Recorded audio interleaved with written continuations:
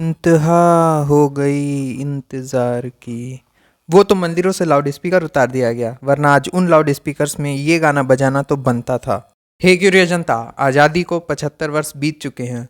व्यक्तिगत तौर पर तो हम सभी आज़ाद हैं, पर नहीं मिली तो हमें हमारी धार्मिक आज़ादी। और यहाँ हमें का मतलब सिर्फ और सिर्फ हिंदुओं से है।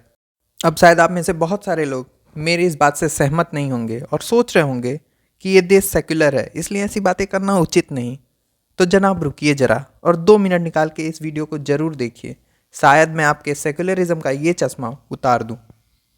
तो चलिए इस वीडियो की शुरुआत करते हैं वक्त में थोड़ा पीछे जाके, जहाँ से इस सारे समस्या की शुरुआत हुई। हाँ, शायद आप में से कुछ लोगों ने सही समझ लिया, हम मुगल काल में पहुँच चुके हैं। अगर आपने मुगलों का महिमा वर्णन करने वाली अपनी इतिहास की किताबों को ध्यान से पढ़ा हो तो शायद आप में से कई सारे लोगों ने उसमें जजिया कर के बारे में भी पढ़ा होगा। जजिया एक रिलीजियस टैक्स था जिसे गैर मुसलमानों से वसूला जाता था।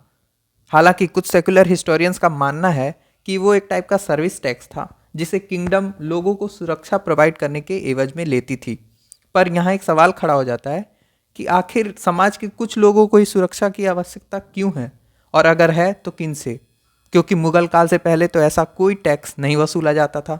आपने पिक्चरों में गुंडों को हफ्ता वसूलते देखा होगा, जिसको वो प्रोटेक्शन मनी का नाम देते थे। पहले इससे हफ्ता तो ले लो, बाद में इसकी खाल उधेड़ देंगे। तो क्या आपको भी लगता है कि जजिया मुगलों के लिए हफ्ता टाइप का कुछ था?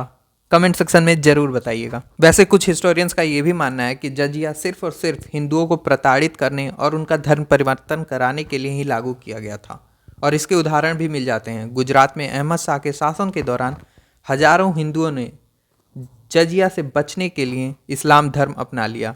धीरे धीरे समय बदला, भारत में शासक बदले, मुगल चले गए, अंग्रेज आए, पर कुछ नहीं बदला तो मंदिरों की दयनीय स्थिति। 1947 में देश आज़ाद हुआ, पर भारतीय राजनीतिक पार्टियों ने अपनी गंदी राजनीति के चक्कर में मंदिरों की दुर्दशा कर दी। और इसका उदाहरण है 1951 का Hindu religious and charitable endowment act, जिसके अकॉर्डिंग किसी स्टेट गवर्नमेंट को ये पावर है कि वो अपने स्टेट में स्थित किसी धार्मिक स्थल का full financial and administrative control अपने हाथ में ले सकती है। पर यहाँ धार्मिक स्थल का मतलब सिर्फ हिंदुओं के धार्मिक स्थल से है। आज़ादी के बाद जहाँ बाकी धर्मों को अपने धार्मिक स्थल को गवर्न करने के लिए कोई बॉडी या कमिटी मिली, वहीं हिंदुओं को मिला सरकारी पेंच। आज हमारी ये दुर्दशा हमारे ही धर्म के लोगों के कारण हुई है, और इसका सबसे बड़ा उदाहरण है पीवी नरसिम्हा राव की सरकार, जिसने 1991 में places of worship special provision act पास किया, जिसके अकॉर्डिंग 15 अगस्त 1947 को किसी स्थान पर किसी धार्मिक स्थल की जो स्थिति थी वही मेंटेन रहेगी। पर साहेब तब शायद ये भूल गए कि जब इस्लामिक आक्रांताओं ने हमारे देश पे आक्रमण किया तो हमारे बहुत सारे मंदिर तोड़कर वहाँ मस्जिद बना दिए। पर अब इनकी कृपा के कारण हम वहाँ मंदिर दोबारा नहीं बना सकते।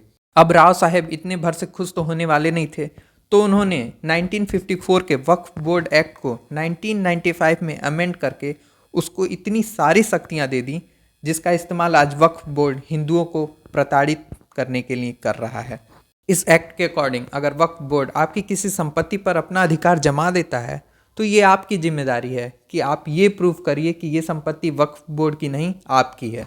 और इसी अधिकार का दुरुपयोग करके वक्फ बोर्ड भारतीय सेना और भारतीय रेलवे के बाद देश की तीसरी वो संस्थान बन गई है जिसके पास सबसे ज़्यादा जमीन है।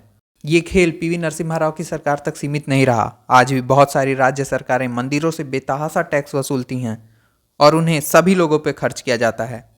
वीडियो के अंत में मैं आपसे सिर्फ इतना ही कहूँगा कि जब तक हम हिंदू यूनाइटेड नहीं होते तब तक हमारी दुर्दशा जारी रहेगी। आपको ये वीडियो कैसी लगी बताइएगा ज़रूर, और वीडियो पसंद आई हो तो शेयर ज़रूर करिएगा।